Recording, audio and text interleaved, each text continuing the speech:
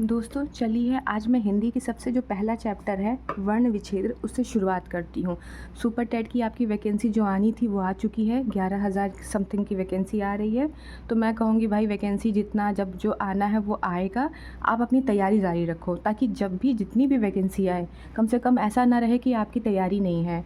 और एक बात ये है, अगर 11, साढ़े 11 या 12,000 समथिंग का वैकेंसी आ रहा है तो आपकी तैयारी इतनी स्ट्रॉन्ग होनी चाहिए ना, इतना डिटेल्ड में आप पढ़ के जाओ कि आपकी एक सीट पक्की होनी चाहिए। तो चलिए बिना समय को वेस्ट करते हुए मैं शुरू करती हूँ वन विच्छेद। वन विच्छेद स्टार्ट करने से पहले जो बेसिक कुछ पॉइंट्स है उसको देख लेते हैं।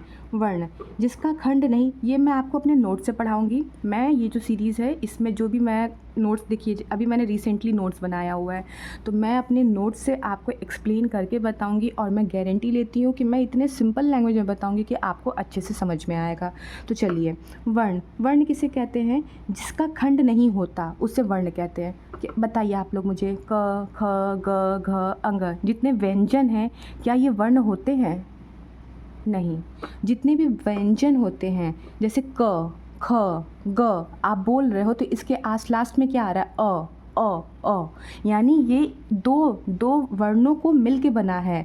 तो ये जो अक्षर होते हैं जैसे क ख ग घ, ये अक्षर होते हैं, ये वर्ण नहीं होते। अब जैसे वर्ण क्या होते हैं? जिसका खंड नहीं हो सकता। वर्ण जो स्वर हमारे होते हैं ना, जैसे अ, आ, ई, ये जो हमारे स्वर होते हैं वो हमारे वर्ण होते हैं। आप अ को नहीं तोड़ सकते हो। अ को बोलने में किसी और अक्षर या किसी और स्वर की आवश्यकता नहीं होती है।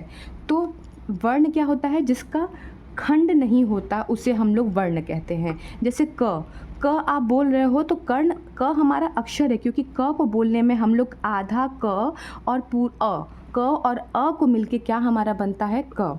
ये जो नीचे ये ऐसे खड़ी पाई खींच रहे हैं ना, इसका मतलब होता है आधा। जो ये क है ये आधा क और अ से मिलके बना है क।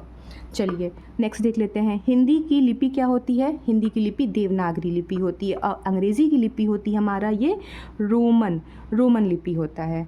अभी याद करने के लिए समझ लीजिए, हिंदी की जो देवनागरी लिपि होती है ये अक्षरात्मक लिपि होती है और जो अंग्रेजी की लिपि जो होती है ये वर्णात्मक होती है। वर्ण विच्छेद में हम लोग ये जितने भी वर्ण हैं इसके विच्छेद को पढ़ेंगे।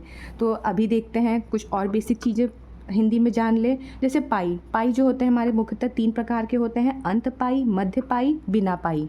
ठीक है, अंत पाई ये सारे ऐसे अक्षर हैं जिसके अंत में, जैसे आप देखो म के यहाँ अंत में यहाँ पे हम लोग एक खड़ी पाई खींच रहे हैं। ठीक है, तो ये जो हमारा है इसे कहते हैं अंत पाई। मध्य पाई जिसके बीच में एक पाई खींच रहे हैं, ठीक है, ये होते हैं हमारे मध्य पाई। बिना पाई जैसे ह, ई, उ, ड, ड़, ये सब ऐसे अक्षर हैं जिसमें हम लोग पाई नहीं खींच रहे हैं। उसके बाद शिरोरेखा क्या होता है? वर्ण के ऊपर जो रेखा होती है उसे शिरोरेखा कहते हैं। जैसे ये क का जो माथा भर रहे हैं, म का माथा, च का माथा, ये ऐसे जो माथा भर रहे हैं इसे शिरोरेखा कहते हैं। उसके बाद अब हम लोग मेन टॉपिक पे आ जाते हैं जो हमारा वर्ण विच्छेद में वर्णों को कैसे तोड़ा जाता है। तो जैसे ग्र, प्र, त्र, श्र, इन सब में क्या आ रहा है? र। अब देखिए जो हमारे जो र वाले होते हैं ना, र का जो होता है ये र हमारे 2 प्रकार के होते हैं। जो र होते हैं हमारे ये 2 प्रकार के होते हैं।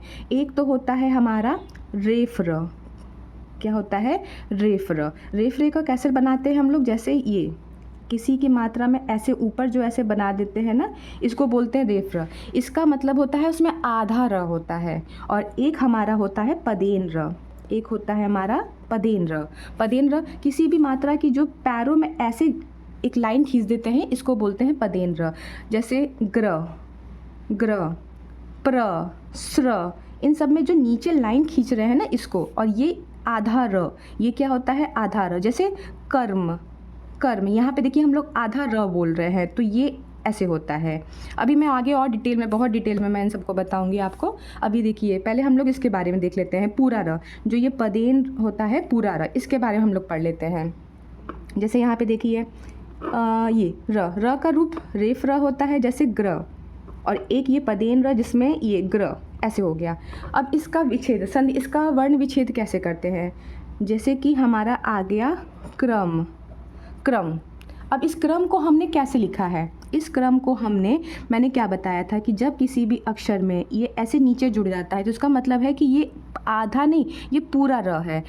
क जो है हमारा, क आधा क है और र हमारा पूरा र है। ध्यान से सुनिएगा इस बात को, जो हमारा क है ये आधा क है और जो र है हमारा ये पूरा र है। तो इसका अगर वर्ण विच्छेद करेंगे, और एक चीज़ और याद करिएगा कि हम लोग जब भी वर्ण विच्छेद इसको लिखेंगे, विग्रह करके लिखेंगे, तो छोटे से बड़ा लिखते हैं। तो सबसे पहले छोटा हमारा इसमें क्या है? क। ये क देखिए, जब आधा रहेगा तो इसके नीचे ऐसे लगा देते हैं, क धन र क्या है? पूरा है। तो र भी एक क्या है? आधा र होता है। र में क्या जुड़ा होता है? हमारा अ। ये दोनों मिला के हमारा क्या हो जाता है? र। तो ये पूरा र। और म में भी क्या? आधा म और ये अ। समझ में आया आप लोगों को? एक और एग्जांपल देके बताऊं। जैसे आप ये प्रय का, इसका अगर हम लोग इसका वर्ण विच्छेद करेंगे तो इसका ये प क्या है? आधा प है। ध्यान दीजिए, प क्या है? आधा प है और इसके नीचे ये जो लगा हुआ है र पूरा है। तो आधा प और आधा र और आधा ये अ, ये मिला के क्या बन जाएगा आपका? र। और य कैसे बना है? आधा य और अ मिला के ये बना है। इस चीज़ को समझ गए होंगे आप? ठीक है। अब जैसे ये जो पूरा र वाला होता है, इसमें आपका ये आ जाता है श्र, त्र, प्र। जो श्र होता है हमारा, इसमें आधा श और र मिला के श्र हो जाता है। ये जो त्र होता है, देखिए ये जो जैसे है ना, तो इसका मतलब यहाँ पे क्या है? र। इसका मतलब ये र, इसका मतलब ये र। तो श्र, त आधा त और र, त्र आधा प और र, प्र। ठीक है। अभी मैं आगे जो रेफ र है ये दूसरे वीडियो में बनाऊंगी, वरना वीडियो बहुत लंबी हो जाएगी। और हमारे वीडियोस को, चैनल को सब्सक्राइब कर लीजिएगा। मैं आपको बहुत डिटेल में, बहुत अच्छे से हिंदी पढ़ाने वाली हूँ।